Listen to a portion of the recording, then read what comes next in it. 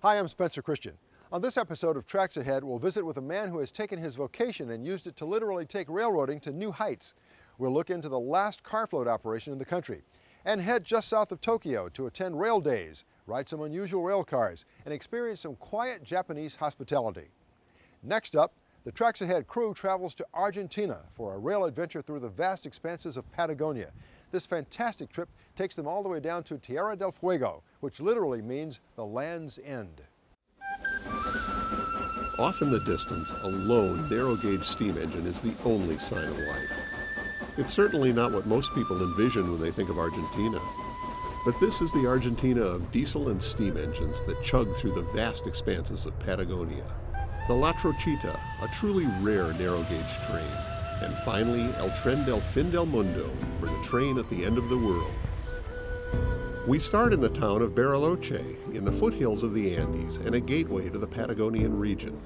Nestled between two lakes and surrounded by a national park, the scenic town is known for its skiing during the summer months of July and August. Here we board the broad-gauge Tren Patagonico, pulled by diesel engine for the 122-mile trip to Yacobachi. We wind through rugged countryside and high desert. The arid territory has few trees and even fewer people. What you do see here are huge ranches that raise sheep, cattle, and horses. As you look out the window, there's absolutely nothing. It's just pure landscape. And once in a while you see wild animals, and once in a while you see sheep and cattle. Throughout the trip, the tour we're on offers frequent stops for photo ops. Of particular interest are bridge crossings and the junction where the broad gauge joins the narrow gauge for a few miles before our next stop, Yacobachi. The small town of Yacobachi, named for an Italian engineer who helped build the line, is the northern terminal of the famous Esquel line. Here we board La Trochita, our narrow-gauge steam engine. In the 1920s, the government of Argentina embarked on a very extensive program of building railways in the Patagonian region. The idea was to literally build thousands of kilometers or miles of track throughout this desert region in the south, and to link it together with the already existing private railways in the Pampa region to the north. In the early 20s, they delivered a very, very sizable number of locomotives and cars and huge amounts of rail. And despite this rather elaborate plan, they actually only built a very small part of it. This train, which was built to haul sheep and wool, now caters to the tourist trade. And the people who find their way onto these coaches are often die-hard rail fans and photographers from all over the world. I'm from New Zealand. And we're sort of just semi-retired now. We're doing our last fling of the steam engines around the world. You know, reminds me the train in France as a child. This is what we had. When we traveled through France, this is what we had to put up with. So I'm afraid a little bit that unfortunately maybe Argentina will not be able to keep this program. We have got rid of all the steam locomotive in France. There's only a few left, and they've become private. It's something that harkens back to kind of Nevada at the turn of the 19th, 20th century. It's just like narrow gauge. It's the closest thing you can get to that. It's the wide open. There's nothing there. It's just absolutely barren with this one little teeny train running through it. It's wonderful. It's the closest thing you'll ever get to being in the 19th century. Throughout the trip, the snow-peaked Andes are always glistening in the background. Small towns are few and far between, but even the hearts of the most jaded rail travelers melt at the sight of local children smiling and waving as the train passes. The staff and crew are among the most dedicated in the world. I will never get tired of running a steam engine. For me, it's an honor. I'm very proud of being up there. And as far as I can go, I will go in this life.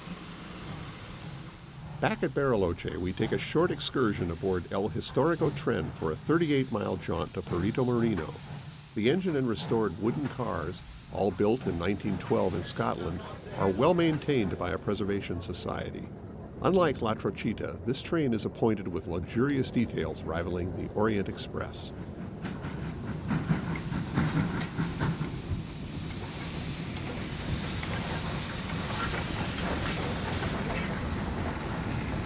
A major highlight of our trip is a side trip to the Perito Moreno Glacier, one of the fastest moving glaciers in the world.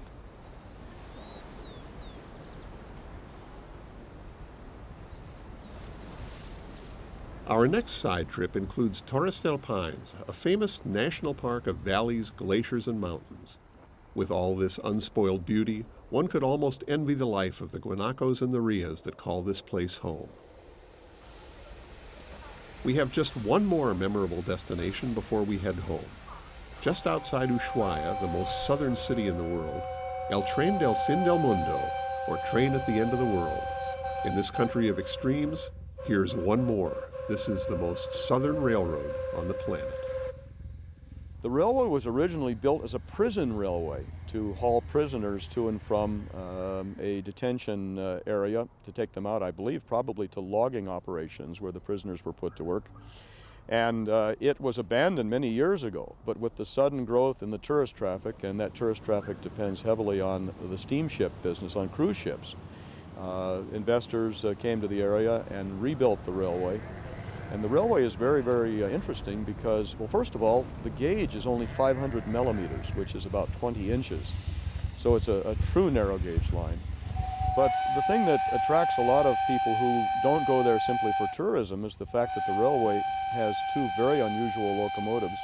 Actually, it has 3 steam locomotives, and 2 of those are Garrett-type locomotives, which are articulated locomotives of British design, and the boiler is suspended between the forward section, driving section, and the rear driving section. But these are little tiny things. They're 040 plus 040 Garretts. And I must say that's a rarity. I only can think of a couple other examples in the world, at least that I've seen in my many years of traveling around and looking at railways.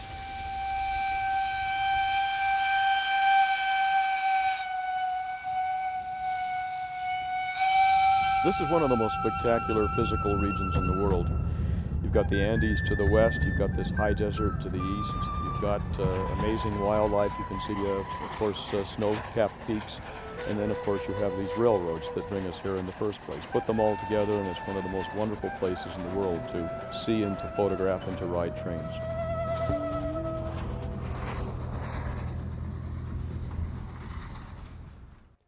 Ushuaia is only about 400 miles from Antarctica and is the jumping-off point for cruises.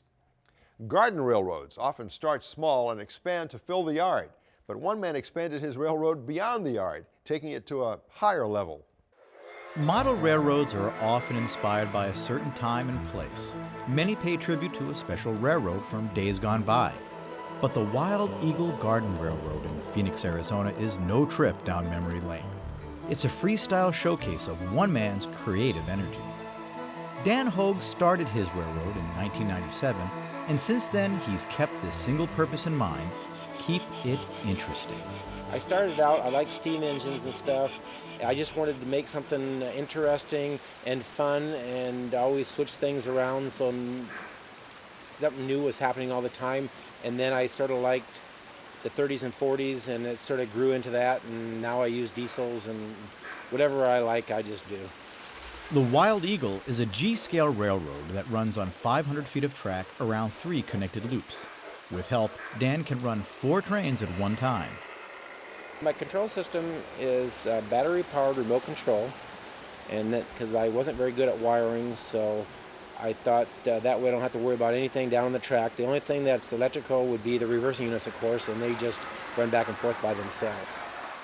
The centerpiece of the railroad is a large waterfall spanned by a Hell Gate bridge. The waterfall has a cooling effect in this harsh desert climate.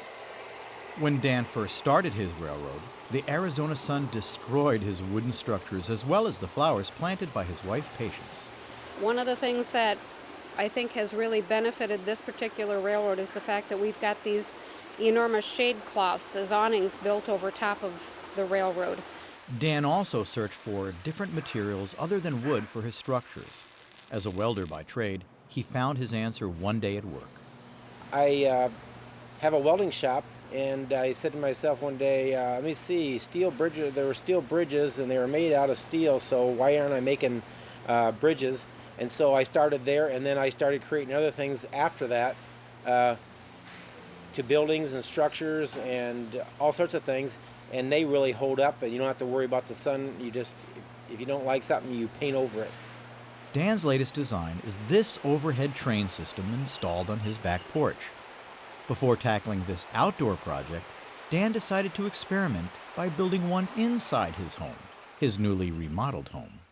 It was a little bit of a struggle to sell me on that because he had to cut walls or holes in the walls that we had just put up. I mean, I just got done cleaning up all the drywall dust, and then he goes and cuts holes in the wall. But I have to say that I thought it looked really good. The overhead train runs through the bedroom, the closet, and around the bathroom. From there, Dan went on to build a second, larger system for his living room, family room, and kitchen. As a final touch, he had the trains cross a central bridge. He proposed this crossover bridge, and he told me what he had in mind, and then he drew me a picture, and I said, "You can't do that and make it look good. There's just no way that you can do it." And so I went down to the shop and started working on a bridge, and that's what I came back with, and she goes, "I didn't think you could do that." And I go, "Okay, there it is." She says, "I can't even believe this." And it was just a beautiful piece of art, actually. So really, it's become the center point in the house, and I hate it when he's right, but he was right again. So I like to decorate it now. I put Christmas lights on it and stuff. It looks really good. Dan took what he learned back outside, creating an overhead train and a new layout on his back porch. This time, he's sticking to a theme. All the stuff on the porch is European style, and we're working towards to really make that really a neat area for people to go into. And it has 2 trains running up above, and then a rack train and a streetcar, European streetcar with dioramas. In the backyard of his Phoenix home, Dan Hogue has created a very personal railroad, one that reflects his own inventive mind and vision. Well, what I enjoy most about garden railroading is I like to create things, and it's maybe not even so much running the trains. It's just sort of putting yourself in a different world.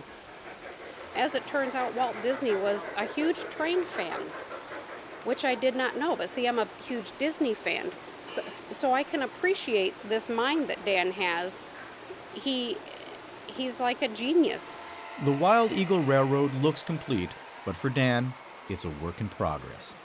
I have lots more ideas, and people say, "Well, how are you going to put any more in here?" Well, it's not so much putting it in, it's creating a little bit more of an atmosphere, maybe changing the scenes around, maybe doing a little bit more animation that I never thought I could do before. And as you learn, it just evolves, and it just becomes a lot of fun.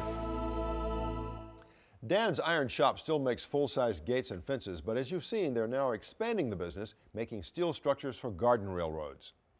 Before long bridge systems were available, railroads would use barges to move cars across large bodies of water. In a minute, we'll visit the last such operation in the eastern United States.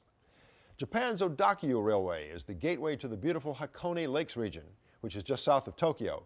In addition to the ride, let's visit Rail Days, explore some unusual rail cars on the line, and visit the quiet Yamatoya Inn. The hustle and bustle of Tokyo, one of the world's great cities. And thanks to the gracious hospitality of the Japanese National Tourist Organization, Japan Airlines, and the magic of television, you may now travel there with us. No passport required. Japan is a magical and complex land, a land of bright lights and mystical mountains, a land of the very old and of the very new. Of course, we've come to Japan to ride the trains, which are the principal form of transportation here for most locals and tourists alike. Today, we're guests of the Odakyu Railway, an extremely sophisticated operation that provides both local commuter and express service to suburban Tokyo, and beyond, to some of Japan's most popular sightseeing and vacation areas. And fortunately for us, our visit is perfectly timed to take advantage of the railway's annual open house. The Odakyu Railway holds the Family Rail Day event every year to thank their customers by providing them the opportunity to bring the whole family to get a close-up view of ordinary trains, unusual trains, and to purchase train-related goods. The event draws from 10 to 14,000 visitors a day. a turnout that dramatically illustrates the Japanese love of trains. This is the event we are holding to thank our customers and their children. It was started in 1999, and this year is the 8th time we've held it. The Odakyu Railway was established in 1927 with service between Shinjuku and Odawara, and Ono to Katase Inoshima as the Inoshima Line in 1929. The line expanded from Shinjiri-gaoka to Nagayama as the Tama Line in 1974, and then extended to Karakita. There is a total of just over 120 kilometers with the 3 lines.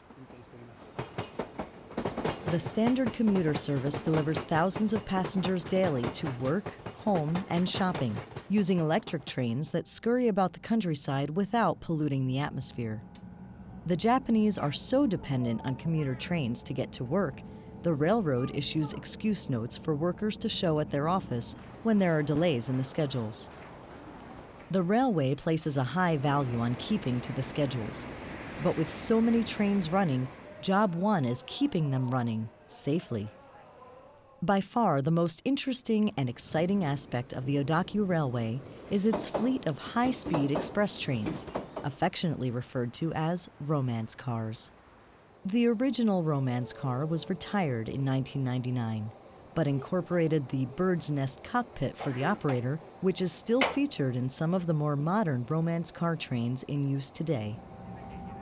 Legend has it that the double seating in the romance car resembles special movie theater seating for couples that was once popular in Japan, thus accounting for the name. But no one can say for certain where the name originated, and so we're left to speculate. But we don't want to have to speculate about the actual experience of the ride itself. So we grab a quick lunch in the Shinjuku station, purchase our tickets to Hakone, and find our way to the boarding platform. The romance car is extremely popular. We're beginning to get used to the crowding of bodies that is so typical in Tokyo. Our express to Hakone leaves the station right on schedule. We're fortunate that we were able to book seats in the observation car. This is truly the only way to travel. Tokyo is a huge city, and the first leg of our journey carries us through a veritable urban jungle. Our entire trip to Hakone Yumoto Station will take less than 2 hours. That's due to the luxury of being on an express that makes much better time than local trains.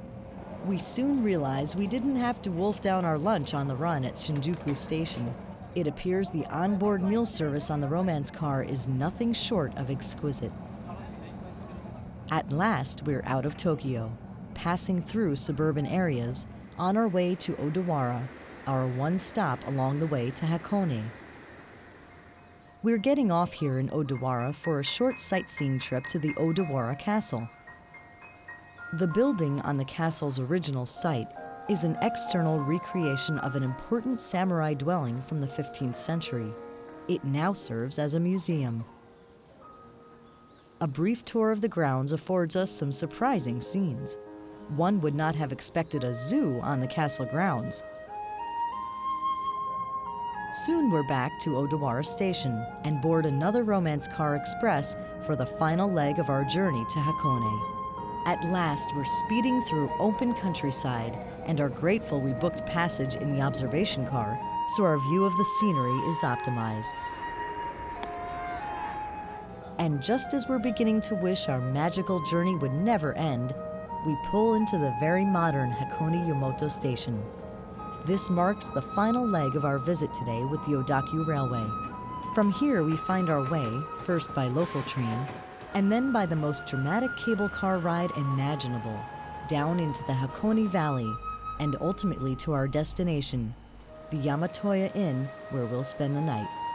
The Japanese are noted for their magnificent hospitality, and our experiences today on the Odakyu Railway have done nothing to diminish that well-earned reputation.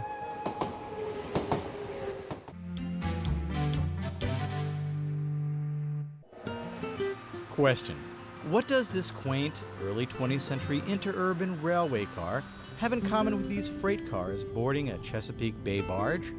Answer: both of these scenes are part of the diverse operation of the Bay Coast Railroad.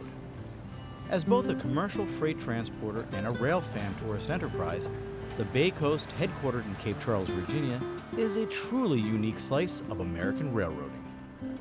In 1884, when Alexander Cassatt built this rail line called the New York, Philadelphia, and Norfolk Railroad, where I'm standing now was nothing but an open field and a shallow creek, but just beyond was the Chesapeake Bay, and that was the reason the railroad was built, was to reach the Chesapeake Bay.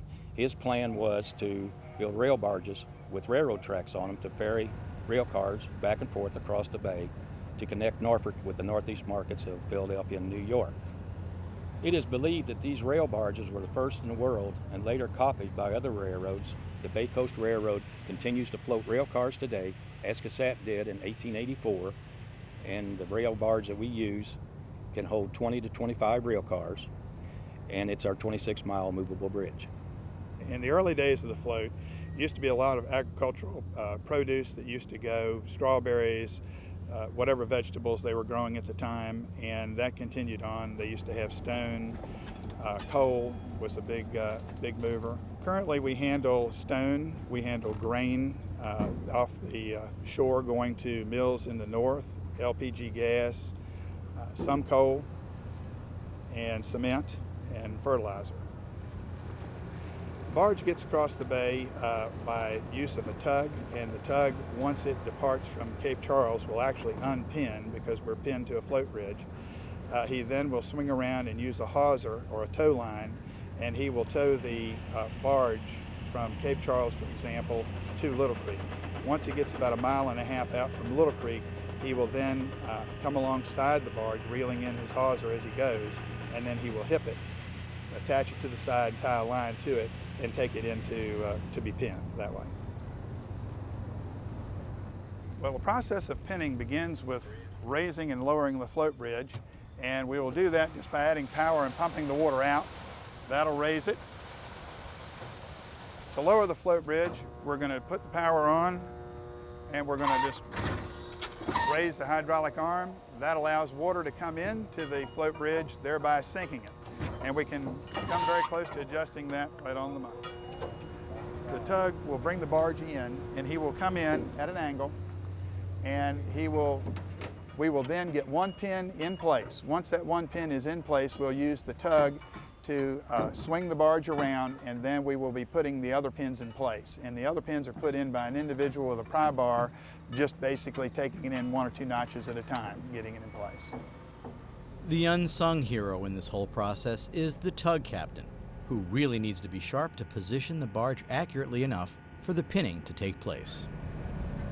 You got to line the tracks up, so if you don't line them up, if you don't hit it right the first time, sometimes you have to wiggle the barge around to get her to line up right. Everything's just so delicate. The railroad bridge, the float bridge is old, and you just got to be real careful. I mean, with this barge here, it's so heavy. If you go in there, with any kind of speed at all, you could completely destroy the whole operation with that. Okay, so the Bay Coast Railroad knows how to get freight across the Chesapeake Bay. But what about that antique interurban dining car we saw earlier? The interurban was originally built in 1913 by the St. Louis Car Company, and we had it restored to try to bring it the way it was in 1913. When it was in use till 1948, it underwent changes over the decades, and so we had it restored back to its original condition when it came off the line.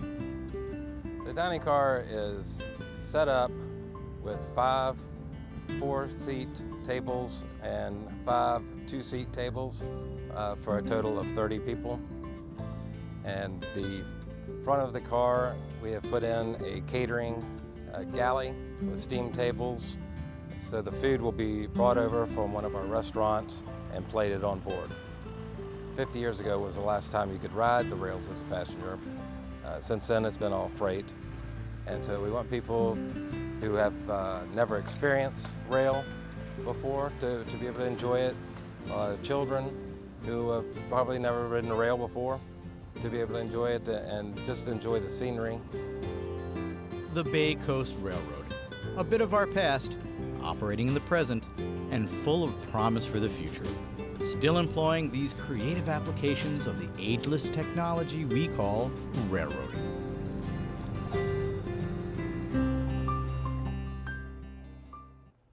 Be sure to check for operating times as they vary throughout the year.